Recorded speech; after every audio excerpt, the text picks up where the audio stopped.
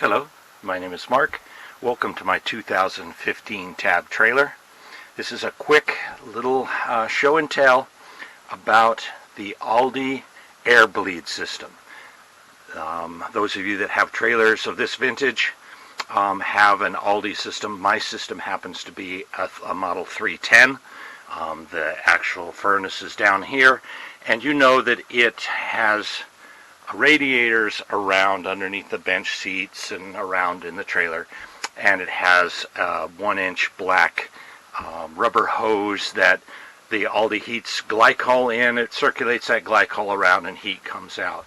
The question we're going to talk about today, and just the subject we've got for today, is just about the air bleeding of these guys.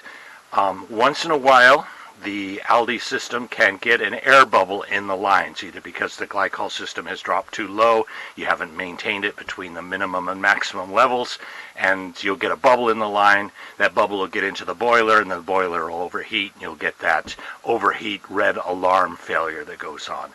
This is just a quick answer to a couple of questions I've been getting about, I can't find my air bleed valves. Well, they're kind of all over the place in different models, in different years. They put them in different places, but on this particular year, this is 2015, I suspect in the 2016, this is just one of the older Tab trailers. I suspect it'll be in this same place for you, but I want to show you how to track them down and how to find them. So first thing you need to do, let your couch down like you see. You all know what this is about.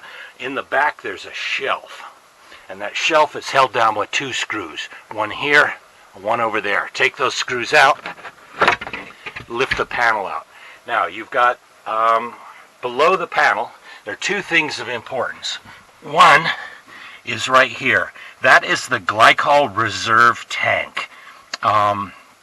That's the tank which holds your glycol, and it needs to be maintained between the high and the low levels. Kind of a pain to get back in here. Use a bright flashlight, you'll be able to figure it out. Just like your radiator in your car, keep that between those 2 levels. You need to fill it here.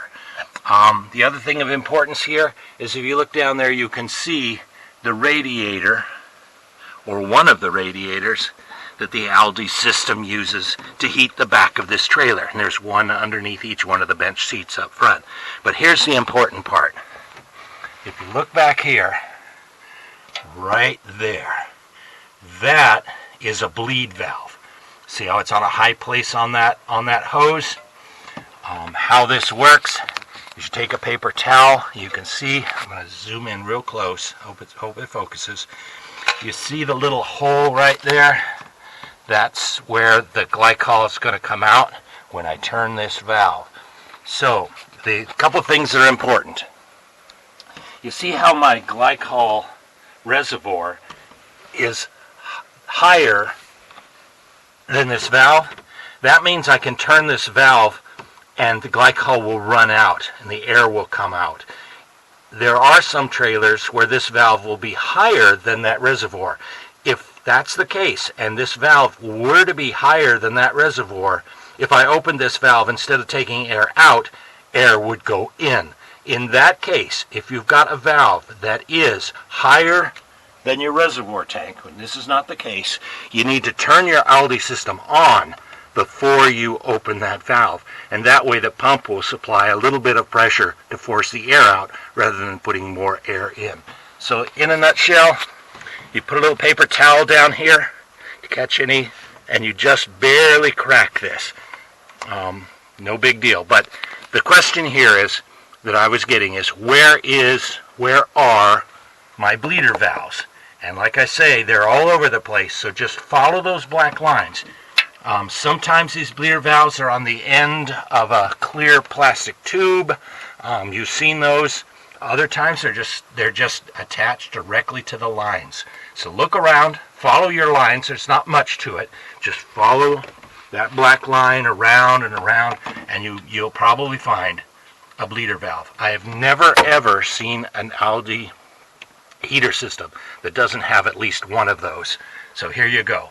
Anyway, just sort of an informational video today. Have a good day.